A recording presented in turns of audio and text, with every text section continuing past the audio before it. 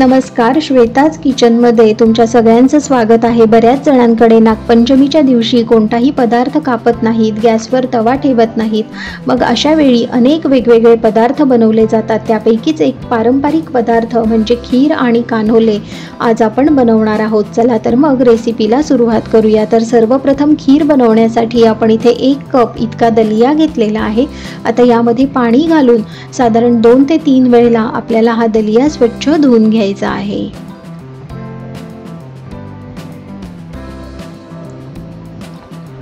आता हा दलिया आपण एका पातेल्यामध्ये काढून घेऊयात।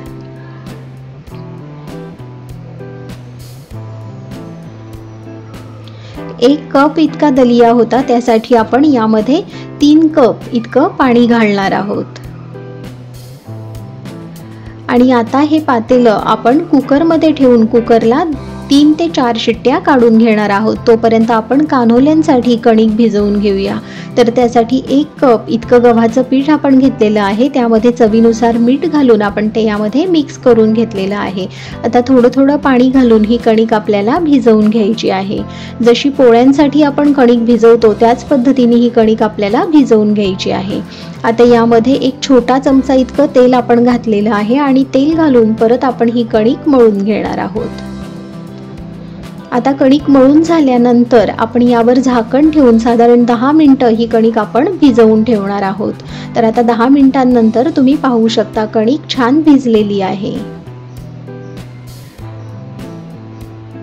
आता या कणकेचे आपण छोटे गोळे बनवून घेणार आहोत। तर पुरीसाठी आपण जसे गोळे बनवतो तशाच पद्धतीने त्यापेक्षा थोडे मोठ्या साईजचे गोळे आपण इथे बनवून घेतलेले आहेत। आता त्यातील एक गोळा आपण पिठामध्ये डस्ट केला आहे आणि त्यानंतर आपण जशा पद्धतीने पोळी लाटतो त्याच पद्धतीने इथे पोळी आपल्याला लाटून घ्यायची आहे। तर आता इथे पोळी लाटून झालेली आहे। छोट्या फुलक्या एवढी पोळी आपण इथे लाटलेली आहे। आता यावर आपण साजूक तूप घालणार आहोत आणि साजूक तूप आपल्याला या पोळीवर छान पसरवून घ्यायचं आहे। तुम्हाला जर साजूक तूप वापरायचं नसेल तर त्याऐवजी तेल सुद्धा तुम्ही इथे वापरू शकता। त्यानंतर आता ही पोळी आपण फोल्ड करणार आहोत आणि आता या बाजूला सुद्धा आपल्याला तूप लावून घ्यायचं आहे। तर अशा पद्धतीने तूप पसरवून आपण घेतलेलं आहे। त्यानंतर परत एकदा ही पोळी आपण फोल्ड करणार आहोत। तर आपला इथे कान्होला हा तयार झालेला आहे। अशाच पद्धतीने बाकीचे कान्होले सुद्धा आपण लाटून घेणार आहोत। तर आता हे कान्होले आपण वाफवून घेऊयात। त्यासाठी एका कढईमध्ये मी पाणी घातलेलं आहे आणि त्यावर एक डिश ठेवून त्यावर आपण हे कान्होले ठेवणार आहोत। तर कान्होले असे एकावर एक ठेवताना त्याला आपल्याला तूप लावून मग ते एकावर एक ठेवायचे आहेत, नाहीतर हे कान्होले एकमेकांना चिकटू शकतात। त्यानंतर झाकण ठेवून 15 मिनिटं मंद आचेवर आपण हे कान्होले वाफवून घेणार आहोत। आता इथे तुम्ही पाहू शकता दलिया सुद्धा छान शिजलेला आहे।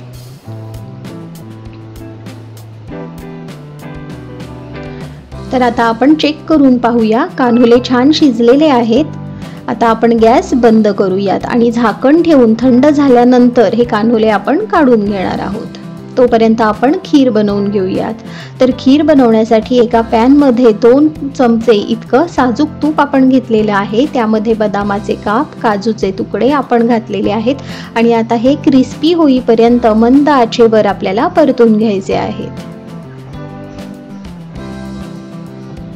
आता यामध्ये आपण 1 छोटा चमचा खसखस घातलेली आहे। खसखस सुद्धा तुपावर आपल्याला परतून घ्यायची आहे।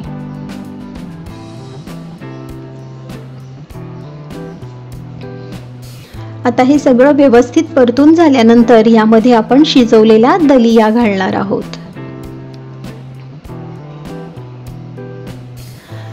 आता यामध्ये 2 कप इतका गूळ आपल्याला घालायचा आहे। 1 कप इतका दलिया होता, त्यासाठी आपण 2 कप इतका गूळ घातलेला आहे। आता हा गूळ आणि दलिया आपल्याला व्यवस्थित मिक्स करून घ्यायचा आहे आणि हा दलिया आपल्याला इथे तुपावर छान परतून घ्यायचा आहे। साधारण गूळ व्यवस्थित मेल्ट होईपर्यंत आपल्याला हा दलिया तुपावर परतून घ्यायचा आहे। अशा पद्धतीने हा दलिया तुपावर परतून घेतल्यामुळे या खीरीला अतिशय सुंदर टेस्ट येते।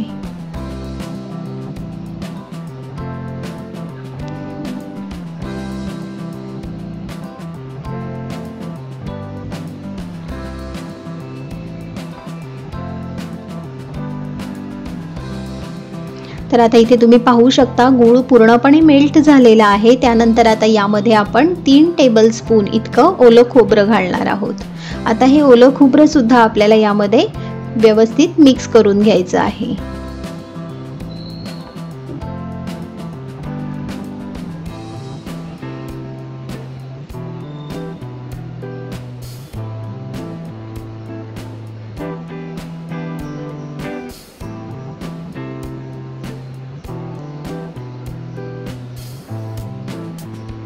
ओलं खोबरं मिक्स करून झाल्यानंतर यामध्ये आपण 3 कप इतकं दूध यामध्ये घालणार आहोत। तर हे फुल क्रीम दूध आपण घेतलेलं आहे।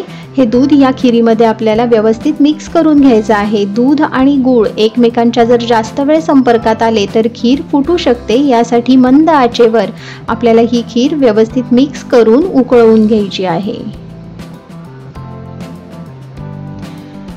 तर आता इथे तुम्ही पाहू शकता आपली खीर तयार झालेली आहे। एक उकळी आल्यानंतर आपण गॅस बंद करणार आहोत। आता यामध्ये 1 छोटा चमचा इतकी वेलची जायफळ पूड आपण घातलेली आहे आणि ती सुद्धा आपल्याला यात व्यवस्थित मिक्स करून घ्यायची आहे।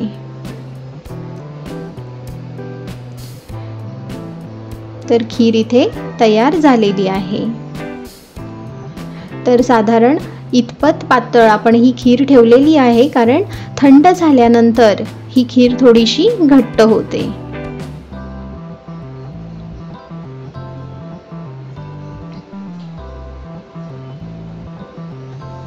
आता खिरीला उकळी आलेली आहे। आता खीर आपण बाउलमध्ये काढून घेऊयात।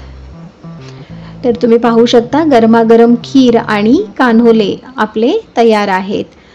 तर कान्होले आणि खीर हा अतिशय जुना आणि पारंपरिक पदार्थ आहे। आपला जो मराठीतला आद्य ग्रंथ आहे लीळाचरित्र, त्या ग्रंथामध्ये सुद्धा या पदार्थाचा उल्लेख आहे। तर अतिशय पारंपरिक असा हा पदार्थ तुम्ही नक्की ट्राय करून पहा आणि तुमचा अनुभव कमेंट बॉक्समध्ये शेअर करायला विसरू नका। थँक्यू।